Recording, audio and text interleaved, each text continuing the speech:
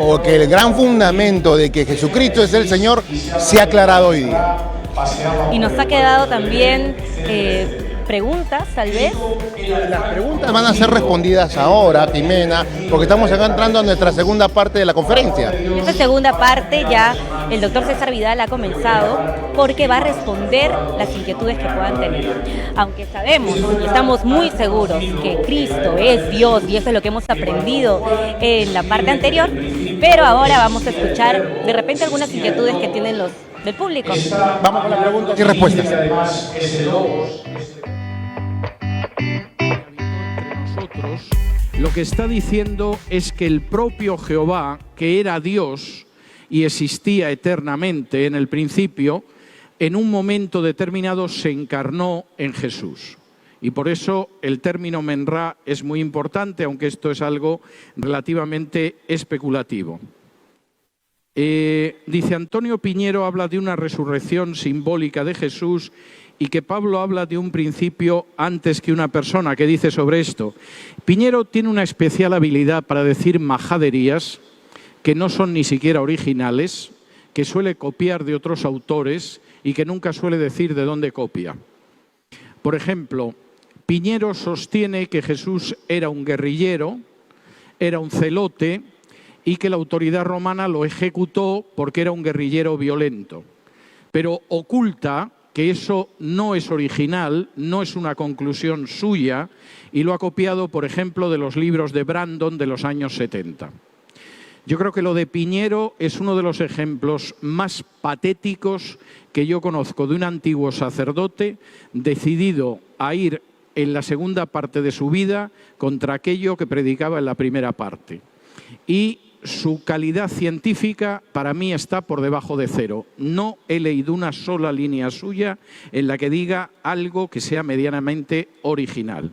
Y desde luego decir que la resurrección de Jesús es simbólica, cuando las descripciones de los evangelios hablan de que incluso comía con los discípulos y comía un pescado que había ahí, y decir que Pablo habla de un principio antes que una persona, es que me parece una estupidez de unas dimensiones que no voy a decir que solo se le pueden ocurrir a Piñero, pero casi lo podría decir. MacDonald dice que Marcos copia de la Odisea porque repite la misma estructura que sus personajes. Como majadería es inmensa. Todo parecido entre Marcos y la Odisea, que relata el regreso de Odiseo después de la guerra de Troya hasta que llega a Ítaca, es pura coincidencia. No existe ningún paralelo entre la Odisea y el Evangelio de Marcos. A menos que alguien me explique dónde están las sirenas en el Evangelio de Marcos, dónde está el cíclope Polifemo en el Evangelio de Marcos, dónde está la ninfa Calipso en el Evangelio de Marcos, dónde está la hechicera Circe en el Evangelio de Marcos, dónde en el Evangelio de Marcos alguien tensa un arco y mata a todos los pretendientes de Penélope, y dónde aparece alguien en el Evangelio de Marcos que como Penélope tejía durante el día un tapiz y por la noche lo destejía. En fin, como estupidez mayúscula, desde luego hay que reconocer que el tal MacDonald, que supongo que no será el de las hamburguesas, lo ha conseguido. Los evangelios son anónimos, ¿cómo sabemos quiénes los escribieron? No, los evangelios no son anónimos. Y de hecho, en los manuscritos que nos han llegado, los evangelios siempre aparecen con un nombre encabezando esos evangelios. Y esos nombres son Mateo, Marcos, Lucas y Juan. Se puede decir que en el Evangelio de Marcos, en medio del texto, no dice, chicos, yo soy Marcos el que lo ha escrito. Es verdad, no aparece. Pero al inicio del Evangelio, los manuscritos que tenemos, dice que es de Marcos. Y en el caso de Juan, por ejemplo, se dan multitud de pistas que indican que efectivamente el autor tiene que ser Juan. El autor del Evangelio de Juan es el discípulo amado. Sabemos que Jesús tenía una especial preferencia por 3 discípulos. De esos 3 discípulos no podía ser Pedro, porque Pedro habla con el discípulo amado en el Evangelio de Juan. No podía ser Santiago, porque Santiago murió muy pronto y no vivía cuando se escribió el Evangelio de Juan, seguramente, y solamente queda Juan por eliminación. Por amor de Dios, ¿alguien puede bajar la reverberación del sonido? Si quieren que me ponga de rodillas, me arrodillo. ¿Alguien puede bajar la reverberación del sonido? Por favor, me está destrozando los oídos. ¿Alguien puede avisar a la persona que se encarga del sonido?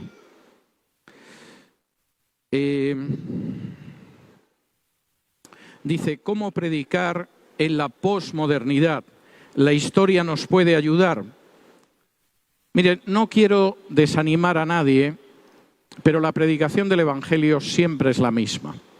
En la posmodernidad, en la contrarreforma, en el barroco, en la Ilustración o a día de hoy.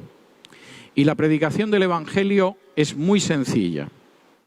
Todos estamos perdidos por el pecado y no podemos salvarnos por nosotros mismos. Dios envió a su Hijo para morir en nuestro lugar y pagar con su sangre nuestros pecados en la cruz de manera expiatoria, y aquel que recibe a través de la fe el sacrificio de Cristo en la cruz es salvo y tiene vida eterna.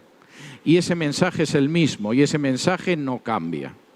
Si luego alguien quiere adornarlo o piensa que puede comunicar ese mensaje mejor de otra manera, bien, es otra cuestión.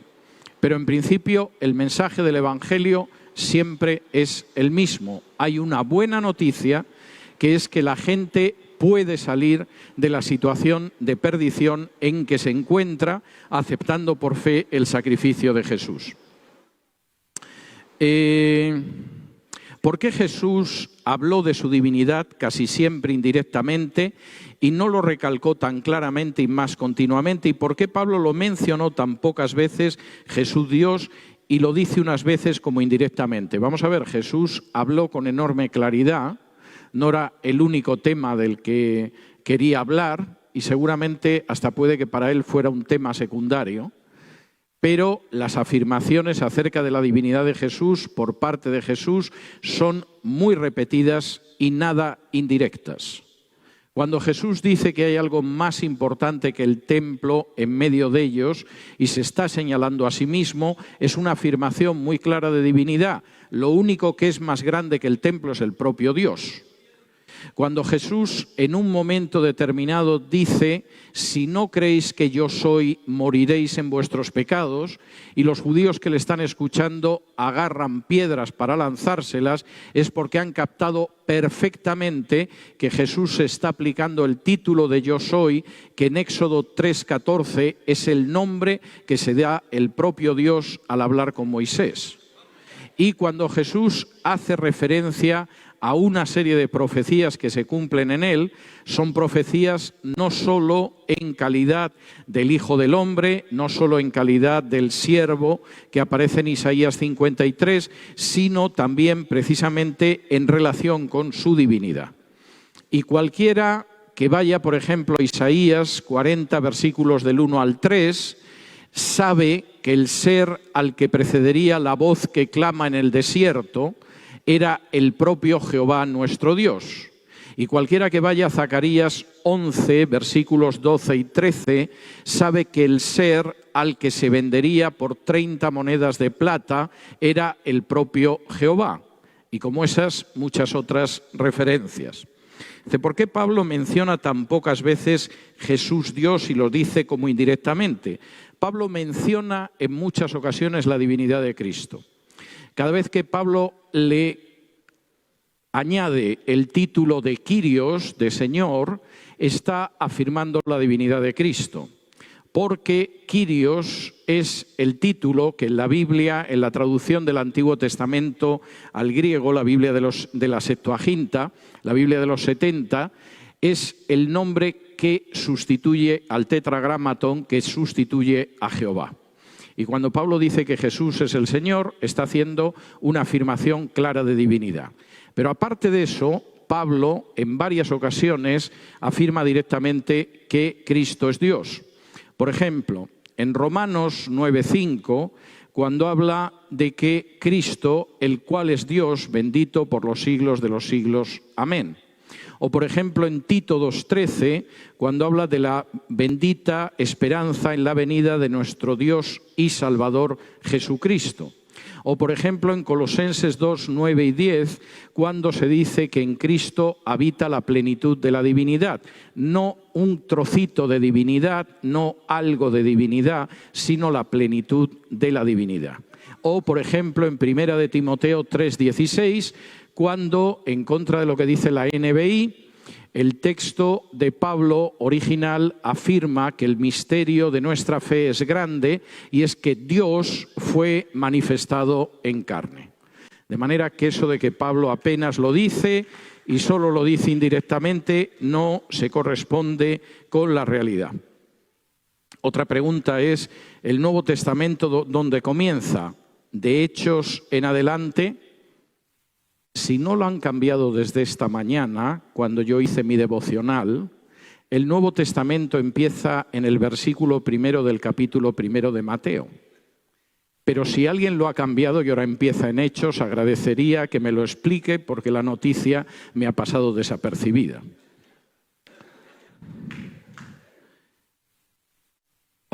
Algunos dicen que Marcos escribió su evangelio alrededor del año 50.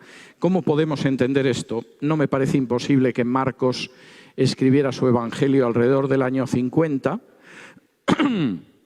Yo tiendo a creer que es un evangelio escrito a inicios de los años 60, pero si alguien piensa que es en torno al año 50, sinceramente no le voy a llevar la contraria. No veo por qué no se puede creer que no lo pudo escribir en los años 50. ¿Por qué los judíos no leen Isaías 53 y el libro de Eclesiastés? Vamos a ver, Isaías 53 es un verdadero calvario para los judíos que no quieren reconocer que Jesús es el Mesías. Y como leí al final de la exposición, todavía en el siglo XIII había rabinos que se negaban a que se interpretara Isaías 53 como una referencia al pueblo de Israel, porque era obvio que siempre se había creído que era el Mesías. Rashi, uno de los comentaristas judíos más importantes de la Edad Media, un judío francés, reconocía en uno de sus comentarios al Antiguo Testamento que el problema con Isaías 53 era que se parecía mucho al Mesías de los cristianos y por lo tanto era mejor decir que era el pueblo de Israel. No sea que alguien empezara a atar cabos y decidiera que había que abandonar a los rabinos y convertirse en cristiano. Pero cualquiera que lea el capítulo sobre el siervo de Isaías 53, más que un rabino, verá que hay multitud de pasajes de autores judíos antes y después de la época de Jesús que reconocían que Isaías 53, el siervo, no es el pueblo de Israel, sino que es precisamente el Mesías. Recuerdo hace quizá 10 o 12 años, yo estaba dando una conferencia para judíos y en un momento determinado mencioné Isaías 53 como un texto mesiánico. Y entonces un señor mayor pidió la palabra y me dijo: mire, doctor Vidal, yo le tengo mucho respeto, pero tengo que decirle que esa interpretación de Isaías 53 es cristiana y no es judía. Y yo le dije, bueno, con todo el respeto tengo que decirle que ha sido mucho más tiempo una interpretación judía que la interpretación que sostiene que Isaías 53 es Israel.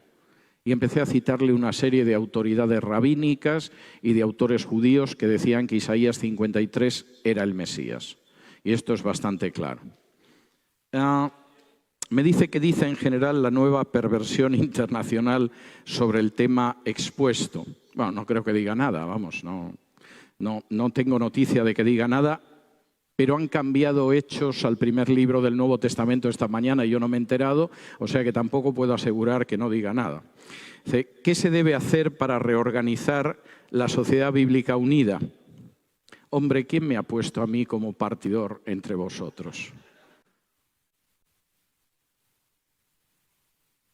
Vamos a ver, yo organizo bien mi tiempo, soy muy disciplinado, eso me permite trabajar mucho, que la sociedad bíblica haga lo que quiera. No es mi problema, el Señor no me ha llamado a solucionar los problemas que tengan, gracias a Dios por su misericordia. ¿Cómo explicar a los niños de primaria que Jesús fue más que un rabino? Mencionar 3 puntos importantes sobre ello. Bueno, yo creo que hay varias cosas que se pueden decir. Jesús era el Mesías que cumplió las profecías. Jesús realizaba milagros que van más allá que cualquier rabino, como regresar de la muerte. Y Jesús murió por todos nosotros en la cruz, pagando por nuestros pecados, que es algo que ningún rabino ha podido hacer a lo largo de la historia. Dice, en la tradición judía se dice que un rabino tenía que ser casado y a partir de los 40 años. Vamos a ver, las tradiciones judías que conocemos hoy en día no son necesariamente las tradiciones que existían en la época de Jesús. Lo que me da un cierto margen para emplear 2 minutos en arremeter contra algunas tonterías de uso común. Por ejemplo, hay gente que de pronto decide que es mucho más cristiano si judaiza y entonces se coloca una kipá, que es esta gorrita judía, y empieza a orar en la iglesia y se mueve para adelante y para atrás y está convencido de que es mucho más cristiano porque actúa como los judíos de la época de Jesús. Ignora que todavía en el siglo XV nadie usaba la kipá y muchos judíos iban con la cabeza descubierta. Y por supuesto no se movían así como luego ha sucedido. Y cuando algunos además deciden que se disfrazan de judíos y se visten como los judíos del este de Europa del siglo XVIII, eso no tiene nada que ver con el judaísmo que Jesús conoció. Y no los convierte en más judíos y más cristianos que si yo me pongo una pluma en la cabeza y digo que soy el gran Inca. De manera que como forma de perder el tiempo, de judaizar de forma estúpida y de además mostrar su ignorancia sobre la historia judía, lo están haciendo perfectamente. Esa es la realidad, lamento decirlo, pero es así. Y no solamente es así, es que muchas de las interpretaciones judías, concretamente las contenidas en el Talmud, son interpretaciones que no vienen de la Biblia, sino que vienen de los rabinos del siglo II. En mi blog, y mi blog tiene un buscador que permite buscar muchas cosas, ¿no? Uno va a www.cesarvidal.com y pone Daniel en el buscador y le aparecen un montón de páginas donde se habla de Daniel, las profecías de las 70 semanas, los capítulos sobre la estatua, etcétera, etcétera. Si entran y buscan una entrevista de un profesor israelí sobre los rabinos, entrevista que está en hebreo pero con subtítulos en español, el judío joven que le entrevista le dice, bueno, y entonces el judaísmo viene de la Biblia. Y el profesor de la universidad israelí le dice, no, el judaísmo no viene de la Biblia, viene de los rabinos del siglo II. Y a continuación le da varios ejemplos. Y le dice, por ejemplo, en la Biblia, la descendencia familiar viene a través del varón, y cualquiera que haya leído el Antiguo Testamento lo sabe. Pero los rabinos del siglo II decidieron que era mucho más seguro si venía a través de la mujer. Porque en el caso de la mujer ya sabes de dónde ha salido, en el caso del hombre no está muy claro. De modo que los rabinos lo cambiaron. O por ejemplo, en la Biblia prohíbe comer el cabrito cocido en la leche de la madre. Pero los rabinos del siglo II decidieron ampliar esto y no puedes comer un producto lácteo con carne, como sabe cualquiera que haya ido a comer con un amigo judío que sea practicante. Y, por supuesto, la interpretación no es la de la Biblia, sino la de los rabinos del siglo II. Cuando ciertas mentes iluminadas se ponen a repetir la enseñanza de los rabinos a partir del siglo II, pensando que se acercan a los judíos de la época de Jesús, de lo único que dan muestra es de una ignorancia pasmosa, porque de entrada no saben que esas prácticas que ahora son comunes en el judaísmo no proceden del Antiguo Testamento, no proceden de la Biblia y proceden de los rabinos del siglo II. Y encuentro interesante que si alguno tiene interés en el tema, pues efectivamente pueda ver esta entrevista porque es bastante clara. Entonces, claro, cuando yo veo a algunos disfrazados de judíos del este de Europa del siglo XIX, moviéndose como si fueran iguales y no apelando a la Biblia, ni siquiera al judaísmo del siglo I, sino a interpretaciones varios siglos posteriores a Jesús, si me pilla bien, me río, y si me pilla mal, me puedo pasar llorando todo el día. Y es verdaderamente lamentable la ignorancia de ciertas personas en este sentido, y si encima se consideran más santos por eso, ya verdaderamente es para romper a llorar. Dice, ayer estuve en su conferencia sobre la NBI, ¿alguna obra de usted donde esté toda esa información y bibliografía? Hace ya bastantes años, un pastor bautista de origen español que vivía en el sur de la Florida y se llamaba Domingo Fernández, y yo escribimos un libro que se titulaba Conspiración contra las Escrituras. La primera parte del libro, que la escribió Domingo Fernández, está centrada en por qué no son tolerables las ediciones de la Biblia, donde, por ejemplo, se incluyen los apócrifos. Y tiene algunos capítulos muy buenos sobre los apócrifos, el canon del Nuevo Testamento, etc. La segunda parte del libro es más amplia que mi exposición de ayer, pero recoge todos los puntos a los que yo me referí ayer. Este libro dejó de publicarse hace años, pero siempre hay almas piadosas que deciden quedarse con los derechos de autor de los demás, de manera que si ustedes escriben en Google Conspiración contra las Escrituras César Vidal, les van a aparecer varias páginas donde pueden robar tranquilamente el libro, no me molesta y creo que está bien que accedan a ese material y lo tengan por escrito, y no tienen que copiarlo, simplemente lo señalan y luego ponen copiar y lo pasan a un archivo propio y lo guardan en su ordenador. La idea que tuvimos Domingo Fernández y yo era que en algún momento yo escribiría un libro más amplio todavía. Es decir, que me detendría en determinados textos, mostraría por qué el texto mayoritario es más exacto, cómo hay una base textual, etcétera, etcétera. Pero la verdad es que se han cruzado entre medias, yo creo que cerca de 100 libros, y yo nunca he conseguido tener tiempo para escribir ese libro, pero mucho del material sobre los textos y los manuscritos aparece en mi nuevo testamento interlineal griego-español. Y mucho del material está ahí.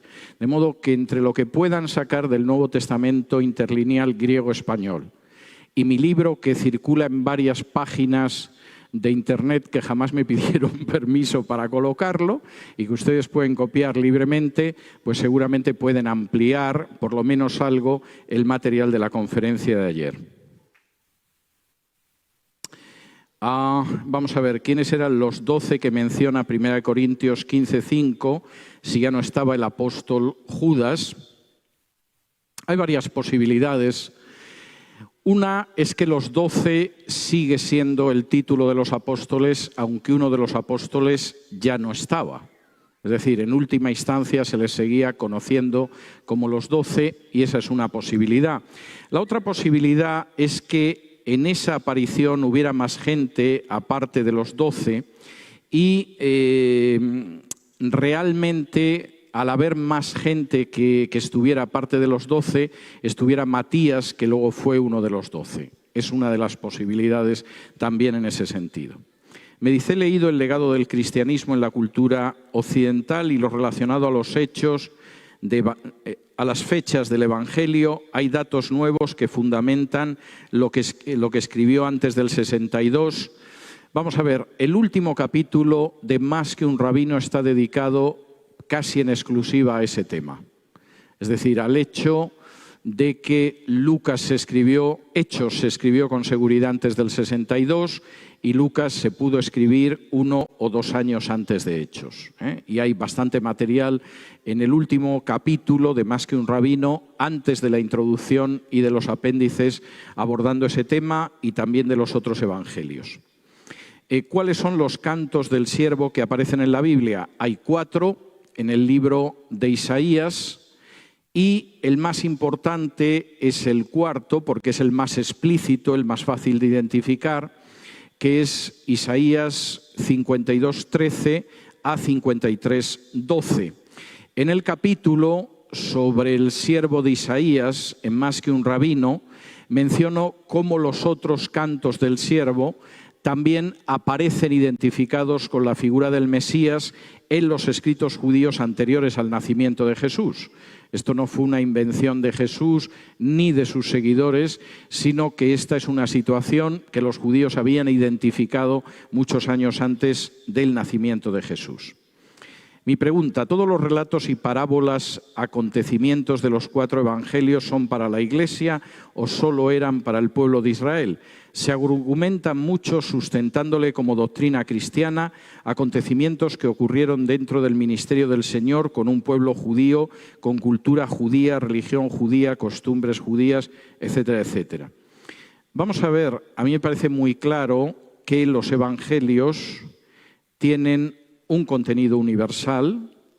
En ese contenido queda muy claro que el pueblo de Israel en bloque pierde su oportunidad y que finalmente el reino será dado a otro pueblo que sea digno de él. Una afirmación que aparece en el Evangelio de Mateo, que es un evangelio específicamente judío. Creo que he mencionado, no sé si ayer y no sé si aquí, pero creo que he mencionado que el Evangelio de Mateo, que es un evangelio judío,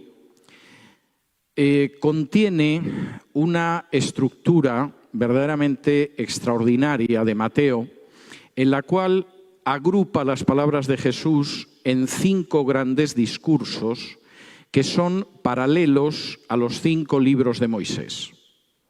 Entonces, mientras que el primer libro de Moisés es el Génesis, donde aparece el origen del mundo y el origen del pueblo de Israel, el primer gran discurso de Jesús en Mateo es el Sermón del Monte, capítulos del 5 al 7, donde aparece el Génesis, el origen del comportamiento que tienen que tener los seguidores de Jesús. El segundo libro de Moisés, que es el Éxodo, muestra la salida de los israelitas de Egipto para cumplir su misión en la tierra hacia la que van. El segundo discurso de Mateo, que es Mateo 10, muestra la salida de los discípulos de Jesús para cumplir su misión predicando el Evangelio. Y hay paralelos en todos los libros. El último gran discurso de Jesús en Mateo es Mateo del 23 al 25 y tiene un claro paralelismo con el libro de Deuteronomio. Si ustedes recuerdan, en Deuteronomio casi todo Israel se queda fuera de la tierra prometida. Muere en el desierto y entra un Israel que no salió de Egipto y que ha ido creciendo en el desierto para poder entrar en la tierra. El último discurso de Mateo 23 al 25 muestra a un Israel que no va a entrar en el reino, que son los escribas y fariseos del capítulo 23. Muestra cómo ese sistema va a desaparecer en el capítulo 24 con la destrucción del templo, y en el capítulo 25 acaba mostrando quiénes finalmente entran en el reino. Y el paralelismo, de nuevo, es muy claro en este sentido. De manera que, por supuesto, conocer el contexto judío de la vida y de la enseñanza de Jesús es muy importante. En buena medida, más que un rabino, es un instrumento para conocerlo, pero no creo que de pronto se pueda empezar a decir que hay partes de las enseñanzas de Jesús que no corresponden a los seguidores de Jesús porque tienen que ver con Israel o cosa por el estilo. Es decir, por supuesto que hay enseñanzas de Jesús dirigidas a estratos concretos de la sociedad judía, como Mateo 23, pero a mí no se me ocurriría pensar que esa enseñanza no nos aplica. Y si alguien cree que cuando Jesús dice que no se puede saquear a las viudas haciendo grandes oraciones y que esos llevarán más condenación, eso se refiere solo a los clérigos judíos del siglo I y no a los clérigos codiciosos cristianos del siglo XXI, yo creo que se equivoca mucho. Y puede incurrir en una gran equivocación pensando que eso es algo para el siglo I y no tiene nada que enseñarme en el siglo XXI.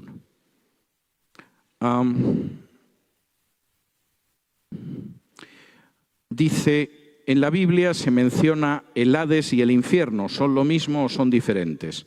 Algunos dicen que cuando Cristo venga habrá cielo nuevo y tierra nueva. Entonces seremos de carne y hueso como ahora. Vamos a ver. El Hades y la Gehenna no son lo mismo. La palabra Hades en griego significa lo invisible, lo que no se ve. Era la palabra que los griegos utilizaban para su peculiar morada de los muertos, y en la Biblia se utiliza fundamentalmente en el Nuevo Testamento como un equivalente a Sheol en el Antiguo Testamento, que es el ámbito de la muerte. Esa sería una traducción, una perífrasis de lo que significaba. El infierno, por el contrario, es el lugar de castigo, y la palabra que se utiliza en griego es una palabra que aparece también en el Talmud, que es Gehenna. La revisión Reina Valera del 60 hizo muy bien cuando restituyó Sheol en el Antiguo Testamento, Hades en el Nuevo Testamento y Gehenna o Gehenna en el Nuevo Testamento. La revisión del 9 decidió traducir todo como infierno, con lo cual creaba una enorme confusión, porque, por ejemplo, cuando Jacob en Génesis quiere ir al Sheol, totalmente abrumado por lo que cree que es la muerte de su hijo, es decir, me quiero morir, diríamos nosotros, al traducir me quiero ir al infierno, pues hombre, para decir la pérdida de un hijo es terrible, pero esto ya parece un poco excesivo, ¿no? Y en ese sentido, la revisión del 60 es una mejor revisión que la revisión del 9. Habla del nuevo cielo, la nueva tierra y de si vamos a ser de carne y hueso. Vamos a ver. La influencia helenística, que es muy grande en el cristianismo a partir del siglo II y asfixiante a partir del siglo IV, ha influido mucho en interpretaciones del Nuevo Testamento, incluidas interpretaciones escatológicas. En el Nuevo Testamento se habla de que efectivamente cuando uno muere parte a estar con Cristo, por ejemplo en Filipenses 1, 21 al 23, pero hay una insistencia en que nuestra situación es incompleta hasta que recibamos un cuerpo como el de Cristo en la resurrección. Y por influencia helenística, mucha gente casi piensa que el camino es que vas al cielo o al infierno, y la enorme importancia de la doctrina de la resurrección se pierde. Y la idea de que vamos a recibir un cuerpo glorioso como el de Cristo se pierde.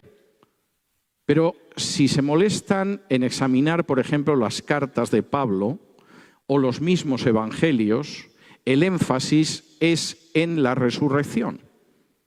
Y en 1 Corintios 15, para Pablo, la esperanza final y total es la resurrección, no el hecho de que va a estar volando como una nubecilla por el cielo.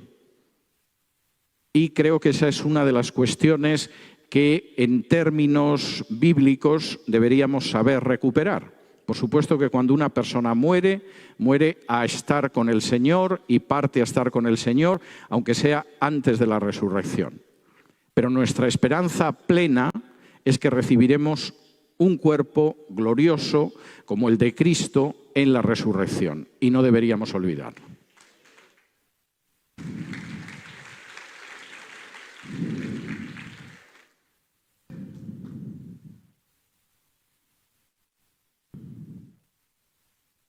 Vamos a ver. Dice, ¿cómo debemos leer los evangelios? ¿De manera literal o alguno de los autores usó alguna forma de escribir simbólica que no debemos tomar tan literal? Yo no tengo ninguna duda de que los evangelios transmiten un mensaje literal. Pero, por ejemplo, en los evangelios también aparecen parábolas y no creo que nadie se crea que efectivamente un sembrador salió a sembrar literalmente un día a una hora y sembró y tuvo ese resultado. La parábola es una historia que cuenta hechos cotidianos a los que se da una interpretación espiritual. Y dedico un capítulo entero, en Más que un rabino, al género de mashal, que es como se dice parábola en hebreo, o meshalim, que son las parábolas en hebreo. De modo que, evidentemente, cuando dice que Jesús resucitó a una muchacha o que gritó en la cruz consumado es antes de morir, etcétera, estamos hablando de hechos absolutamente históricos y literales. Y cuando hablamos de las parábolas, pues ya sabemos que es una parábola y que tiene un contenido espiritual que a veces el propio Evangelio contiene, como en la parábola del sembrador o en la parábola de la cizaña y el trigo. Junto con eso hay algunas expresiones que son típicas de la Biblia y que cuando no se conoce el Antiguo Testamento, y tengo que decir con profunda tristeza que mucha gente no lo conoce, evidentemente uno puede sacar interpretaciones verdaderamente disparatadas. Nosotros mismos utilizamos formas de hablar que no son literales, pero entendemos. Y cuando hablamos del ocaso del gobierno de Alan García, no es que se acabó la luz del sol en el Perú mientras Alan García seguía siendo presidente. Estamos hablando de que estaba en un periodo de decadencia ese gobierno de Alan García. Y cuando hablamos de la caída del Imperio Romano, no es que todos los romanos se cayeron por la calle en un día concreto. Entendemos lo que es la caída del imperio. Son imágenes de este tipo. Hay imágenes en los evangelios que efectivamente parten del Antiguo Testamento y van en esa dirección. Y entonces yo creo que sería bastante interesante poder entender esto, por ejemplo, leyendo bastante a menudo el Antiguo Testamento y familiarizándonos con él. Los testigos de Jehová afirman que Jesús murió en un madero. ¿En qué fuente se basan y cómo sustentamos que Jesús murió en una cruz? ¿Cuáles eran los requisitos para ser un rabino en el pueblo de Israel y si Jesús reunía los requisitos? Vamos a ver, lo del madero de los testigos de Jehová es una sandez. Los testigos de Jehová durante las primeras décadas de su existencia tenían en las atalayas una corona con una cruz como símbolo del señorío de Cristo y utilizaron la cruz durante décadas. Cuando a la presidencia de los testigos de Jehová llega Joseph Rutherford, y llega porque tenía más acciones que cualquier otro miembro del cuerpo gobernante de la sociedad Watchtower, decide cambiar una serie de doctrinas para marcar distancia con el fundador de los Testigos de Jehová, que fue Charles Taze Russell. De hecho, los seguidores fieles de Russell se separaron de los Testigos de Jehová en los años 20 durante la presidencia de Rutherford. Y si alguno quiere encontrar los libros de Russell, los Testigos de Jehová no se los van a vender, pero algunos de los grupos de seguidores de Russell, como la Aurora, siguen vendiendo los libros, los estudios de las Escrituras de Russell. Traducir como que fue un poste en vez de una cruz es un disparate por varias razones. Primero, los romanos ejecutaban siempre en cruces. A veces la cruz completa estaba puesta, a veces había un poste y el condenado llevaba el poste transversal que se subía y se encajaba en el poste que ya estaba colocado en el suelo. Segundo, es imposible mantener a una persona clavada cuando está en un poste así. Es decir, los experimentos que se han hecho, el peso del cadáver desgarra las manos de esa persona y no se puede mantener clavada. Mientras que en una cruz, claro que se mantiene. Tercero, el mismo verbo que aparece en griego para crucificar, que la traducción de los Testigos de Jehová traduce como fijar en el madero o algo parecido, y que es crucificar, es estauró. Y los griegos hacían juegos de palabras de humor negro con estauró, en el sentido de, por ejemplo, en uno de los diálogos de Luciano de Samosata, menciona que el verbo crucificar, que es estauró, está hablando de las letras, y dice la letra tau, que es el equivalente a nuestra letra T, es una letra malvada porque aparece en medio del verbo estauró, que es crucificar, y efectivamente se crucifica en la posición de la T. Es decir, traducir eso como fijar al madero, clavar al madero, etcétera, es absolutamente imposible, porque el estauró habla precisamente de fijar a una persona en forma de T, reproduciendo lo que sería la forma de T, que además es la forma de crucifixión que conocemos. Voy a contestar una pregunta más, nada más, porque creo que hemos pasado el tiempo. ¿Podría explayarse acerca del libro de Daniel 7 sobre lo que mencionó del Hijo del Hombre? No, no puedo explayarme, porque no me queda tiempo, porque expliqué lo esencial y porque pueden encontrar algo más.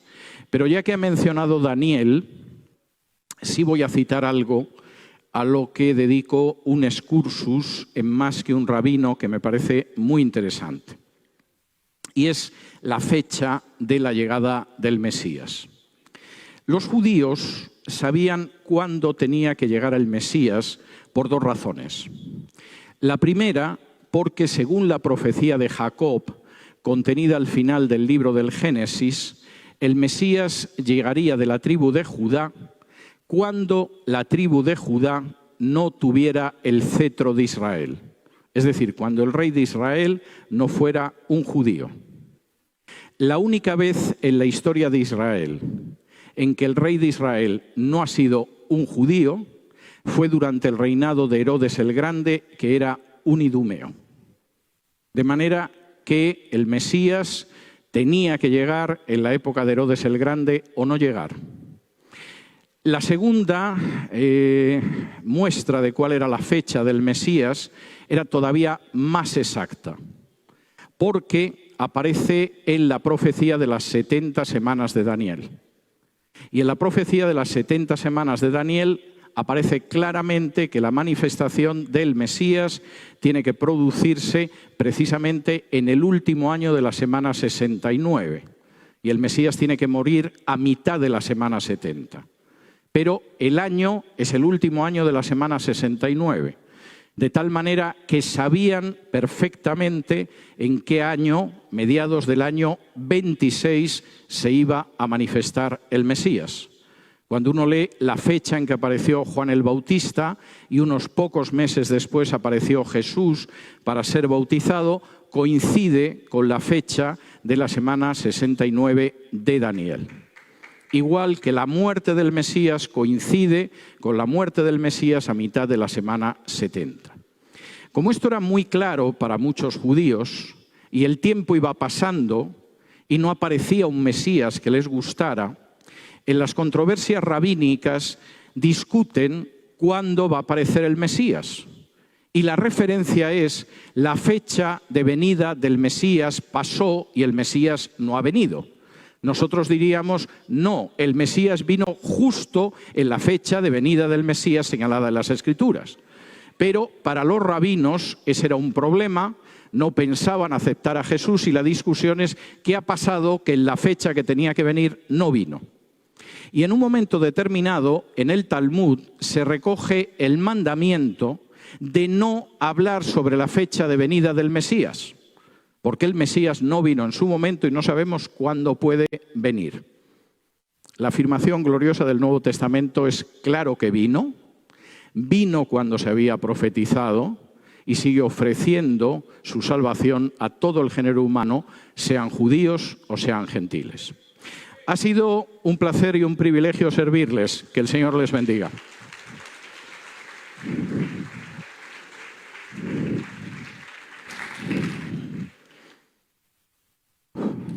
Gloria a Dios. Damos gracias al Señor. Un aplauso fuerte para nuestro Señor Jesucristo.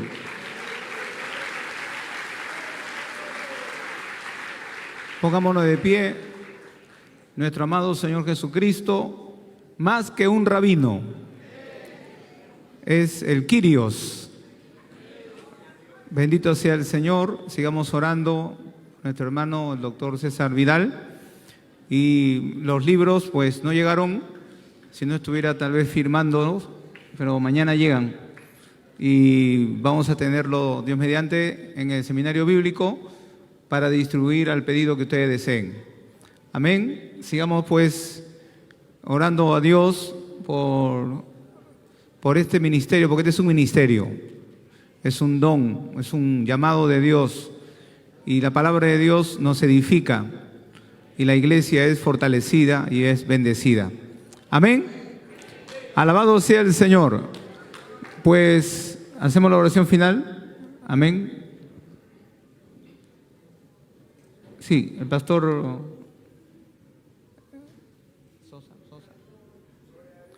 Sosa nos está visitando desde los Estados Unidos. Le invito por favor para que dé una palabra de saludo, haga la oración de despedida y salgamos con la bendición del Señor. Punto final a esta conferencia, ha sido muy interesante. Nos hemos quedado con muchas enseñanzas hoy traídas por César Vidal. Y bueno, les invitamos a que puedan seguir en redes sociales también, que nos puedan compartir, en qué lugares desean que también Fundamentos haga nuevas exposiciones, nuevas ponencias. Que la gente comparta esta transmisión con los amigos, como siempre lo decimos, con todos sus conocidos aquí en la dirección abajo. Así que bueno, ya nos tenemos que despedir. Ha sido un gusto poder estar con ustedes en esta conferencia magistral, Cristo más que un rabino. Hasta el próximo programa. Dios le bendiga. Dios le bendiga.